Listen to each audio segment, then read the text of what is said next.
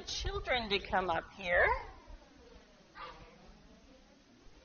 Yeah, I think we're just going to stand up today, okay? Come over here, please. We're going to stand up, and there's a reason for that. You do? Wow. Hi, guys. Hi, Elsie. Hello.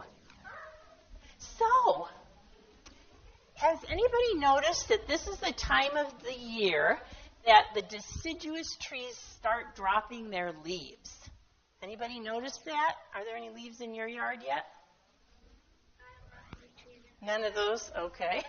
Well, I've noticed that some of the leaves are starting to fall, and it made me think about when I was a girl raking leaves. Has anybody ever raked leaves and had to clean up yards like that? Well, I'm going to tell you a story today, and I want you to help me. So I think Mackenzie is the biggest and strongest person here. Does everybody agree with me? Of this group here.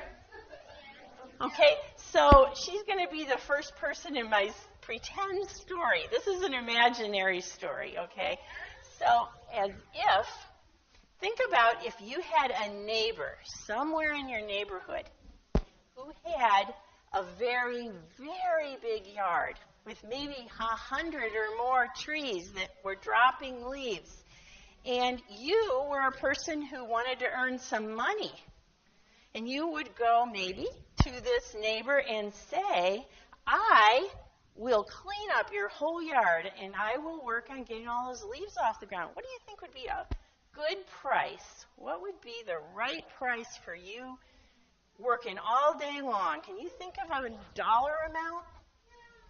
What do you think? $20.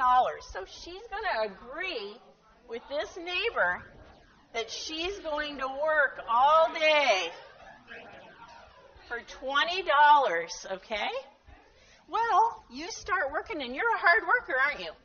Yeah, and you have to rake, and you have to get down and scoop and get them in bags, and you've been working, and your neighbor comes out a couple hours later and says, oh, there's a lot of leaves here. I think we need more people. And so I'm going to ask Brooklyn if she would like to work too. And the neighbor is going to say, will you come help, and I'll give you whatever's right. And you're going to say what? Yes, she's going to help. So she's going to start working with Mackenzie, and she's going to be working hard, right? And it's going to get to be lunchtime, and your stomachs are growling, but you're picking up leaves, and here comes, who's next, Annie or Annie? Okay. I got to get this age thing right, okay? So here comes Annie, and the neighbor says, do you want to work now and help? Because all these leaves, it's going to take all day. And you're going to say, yes, and you'll work for whatever's right, okay? And then along comes Maddie. And about 2 o'clock, and she wanders down, and she thinks, I want to earn some money too. And the neighbor says, will you work in my yard and help pick up leaves? And what do you say? Yes, I will. And I'll work for whatever's right. Okay? You're not negotiating. Mackenzie did all the negotiating at the beginning. Yeah. Smart girl. Okay. And then I think one of these, Ani, you're wandering down thinking, I could earn some money, right? Yeah? And it's about 3 or 4 o'clock in the afternoon, and you get hired, and Finley gets hired, and what's your name? Jackson, and Jackson gets hired. And who's this? That's my sister, Zoe. Zoe gets hired, and guess what? Right at dinner time, Elsie gets hired. Now, do we think that Elsie is going to work as hard as Mackenzie? No. Okay, I think I knew the answer. Jasper, I forgot you. Do you want to work and pick up leaves? No. An honest response. Okay. So here's my story, and this really is like a story Jesus tells us in the gospel story today. But in our story, your neighbor comes at the end of the day, and she goes to Elsie first, and she gives Elsie a $20 bill. What do you think? And then she comes and she gives Zoe a $20 bill. And she gives Jackson a $20 bill. And Jasper a $20 bill. And so what are you thinking? You're going to get a lot of money, right? Because you work all day long. So when she comes to you, what do you think she gives you? No. She gives you a $20 bill. Okay, what's your answer to this? What's it feel like to you? Not fair is what a lot of us would think, right?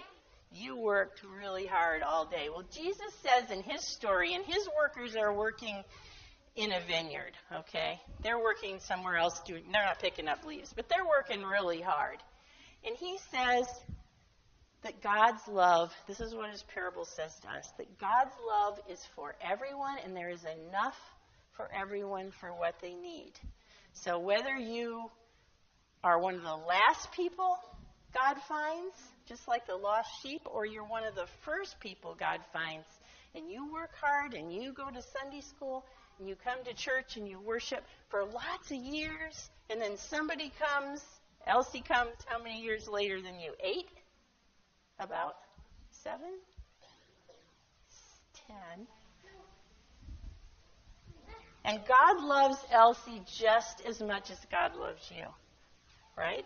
So I have something in my pocket for you, and it's going to make me quit walking crooked, I think, if I get these out of here, is there. This is God's, not $20. No. This is a representation of God's love. So I'm going to give you each 2. So one is for you, and one is for you to give someone else and tell them how much God loves you, okay? And you may go to Sunday school. Let me get in my pocket here. They are very heavy, by the way. Go.